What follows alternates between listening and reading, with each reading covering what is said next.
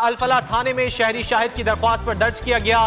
गुज़िश्ता रोज DSP के खिलाफ थाना सऊदाबाद में मुकदमा दर्ज हुआ था। फहीम फारूकी और उनकी टीम पर शॉर्ट टर्म किडनैपिंग और तावान का इल्जाम है। तफसीलात जान लेते हैं डिप्टी ब्यूरो चीफ शुएब बर्नी से। शुएब, क्या तफसीलात हैं? कराची में बोल न्यूज ने खबर की निशानदेही करी थी कि पुलिस अफसरान जो है एंटी व्हीकल लिफ्टिंग सेल के वो शॉर्ट टर्म किडनैपिंग में और दीगर सरगर्मियों में मुलविस हैं, जिस पे कराची पुलिस चीफ ने गुज़िश्ता रोज इन चारों पुलिस अफसरान जिनमें DSP Faheem Ahmed Farooqui, police constable Jansher, police constable Ghulam Mustafa और पुलिस कांस्टेबल जो कि ड्राइवर थे आमिर अली, इनको मुअत्तल किया था। अब इनके खिलाफ मुकदमात भी दर्ज होने का सिलसिला जारी है। 2 रोज के दौरान बोल न्यूज की निशानदेही वाली खबर के बाद से 2 शहरियों की जानिब से एफआईआर दर्ज करवाई गई है। शॉर्ट टर्म किडनैपिंग और अगवा बराए तावान का इन पे इल्जाम है। 2 मुकदमा दर्ज हो गए हैं, एक टीएस अलफला पुलिस स्टेशन में और एक सऊदाबाद थाने में मुकदमे का इंदराज हुआ है। ताहम अभी तक ये चारों पुलिस अफसरान और एहलकारों की गिरफ्तारियां अमल में नहीं आई हैं। कराची पुलिस चीफ की जानिब से इस वाक़े पर इंक्वायरी का हुक्म भी दे दिया गया है। एडिशनल आईजी कराची जावेद आलम ओडो के हुक्म के बाद इस मामले की इंक्वायरी जो है डीआईजी सीआईए करेंगे और वो अपनी रिपोर्ट कराची पुलिस चीफ को मुरतब करके भेजेंगे। वाज़ेह रहे कि ये जो फहीम फारूकी हैं, जो डीएसपी, इनके खिलाफ कोरंगी समेत दीगर इलाकों में शहरियों को हरासा करने की मुतअद्दिद शिकायत मौजूद हैं, जिस पर इनके खिलाफ इंक्वायरी की जा रही है और पुलिस की वर्दी में रहते हुए ये वारदातों में सरगर्म थे, जिसकी वजह से शहरियों ने इन पे एफआईआर भी दर्ज करवा दी हैं। अलफला पुलिस स्टेशन में भी मुकदमे का इंदराज हो चुका है और गुज़िश्ता रोज जो है सऊदाबाद थाने में मुकदमे का इंदराज हुआ था। तो 2 रोज में पुलिस के डीएसपी के अपने खिलाफ ही 2 एफआईआर दर्ज हो चुकी हैं। डिप्टी ब्यूरो चीफ शुएब बर्नी हमें आगाह कर रहे थे, बहुत शुक्रिया। एक और अहम खबर है, कराची में भत्ता माफिया फिर सरगर्म। भत्ता माफिया की दीदा दलेरी, चीनी कंपनी से भत्ता मांगी। और मैं आपको एक वीडियो दिखाना चाहता हूं साबिर, जो चकवाल की है, जिसमें रिटायर्ड जनरल फैज़ हमीद भी हैं और एक तकरीर हो रही है। ज़रा पहले ये वीडियो सुन लें, देख लें, फिर इस पर बात करते हैं। साबिर, ये जनरल फैज़ हमीद तो वहाँ पर मौजूद थे और ये तकरीर हो रही थी, लेकिन बहुत सारा मैंने सोशल मीडिया देखा जिसमें जो नून लीग के साथ या हमदर्दियाँ रखने वाले जो सहाफ़ी बड़े बड़े नॉन, वो कह रहे हैं कि अब क्या इनके खिलाफ कोई कार्रवाई की जाएगी, कोई एक्शन किया जाएगा। ये तो 2 साल के बाद में 2 साल तक सियासत में हिस्सा नहीं ले सकते। तो इस वीडियो में वो तो बोल ही नहीं रहे, वो तो खामोश बैठे हुए हैं और लोग तकरीर कर रहे हैं। तो रिटायर्ड आदमी जो है वो किसी तकरीर में तो शिरकत कर सकता है। और ज़रा एक और नुक्ता भी है, अगर सदर पाकिस्तान वो जो 2 साल पाबंदी है रिटायरमेंट के बाद, उसको ख़त्म कर सकते हैं कानूनी तौर पर साबिर? एक और बात अगर करूं तो प्रोग्राम बंद होने का खतरा तो नहीं है ना? आप बस देख के कीजिएगा, जितना चल रहा है उतना चलता रहे तो बेहतर है। उसमें ये है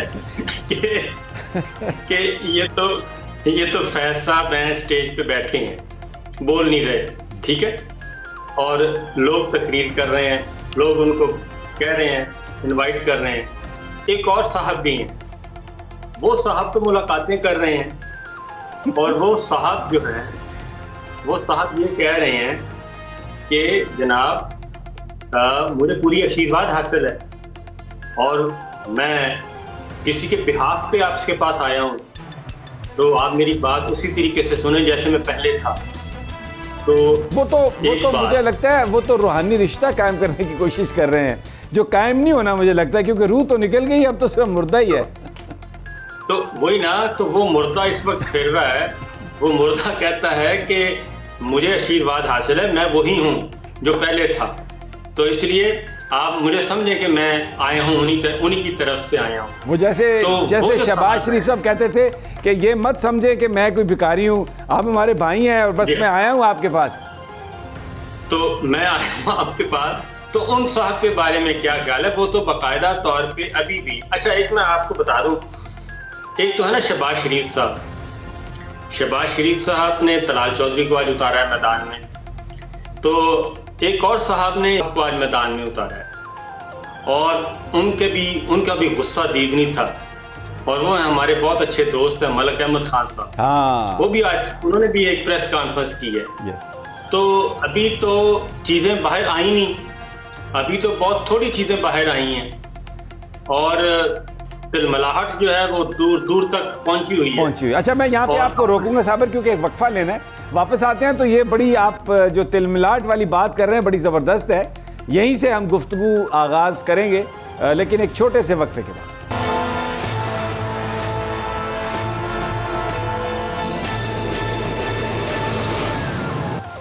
वेलकम बैक नाज़रीन, साबिर शाकिर हमारे साथ हैं और पाकिस्तान की सियासत, तेज़ी से तब्दील होती हुई सियासत की हम गुफ्तगू कर रहे हैं। और बहुत सारे पुराने प्लेयर्स भी हमें नज़र आ रहे हैं जो मुख्तलिफ लिबादे ओढ़ कर ये तासुर देने की कोशिश कर रहे हैं कि अभी भी वो ताकतवर हैं। अभी साबिर शाकिर बता रहे थे एक ऐसे ही साबका ताकतवर शख्स की कहानी जिनके नाम के आखिर में आता है बाजवा। जी जनाब साबिर शाकिर साहब। तो मैंने कहा कि एक शहबाज शरीफ साहब इलेक्शन नहीं चाहते और दूसरे बाजवा साहब नहीं चाहते। और आज शहबाज शरीफ साहब ने अपना प्लेयर उतारा, तलाल चौधरी को जाके जरा गनसन डालें, और एक बाजवा साहब ने अपना प्लेयर उतारा और वो थे मलक अहमद खान साहब। और दोनों का एजेंडा एक ही था और दोनों इंतखाबात के खिलाफ बोले, दोनों पीटीआई के खिलाफ बोले, दोनों ने पर्सनल अटैक्स किए। और बाजवा साहब, मलक अहमद खान जो है वो आपको मालूम है कि बाजवा साहब के एक नुमाइंदे हैं इस वक्त काबीना में और उन्हीं की गुफ्तगू करते हैं। तो बाजवा साहब इनफैक्ट वो भी इसी कैंपेन में निकले हुए हैं कि किसी भी तरीके से ये टॉक्स जो हैं ये कामयाब ना हो और ये इलेक्शन ना हो, इलेक्शन को रोका जाए, असम्बलियाँ तहलील ना हो। तो वो बज़ाहिर तो आपको पता है जब ताकत होती है तो उस वक्त परवेज़ मुशर्रफ साहब की तरह वो मुक्के लहराते थे, तो आजकल वो है नहीं। एक और ख़तरनाक बात मैं आपको बता दूँ कि बाजवा साहब जो है वो इदारे को मिसयूज़ कर रहे हैं अभी भी, और आई थिंक इदारे को भी चाहिए कि यानी इदारे के नाम को मिसयूज कर रहे हैं। अब इदारे से तो उनका ताल्लुक नहीं है, अभी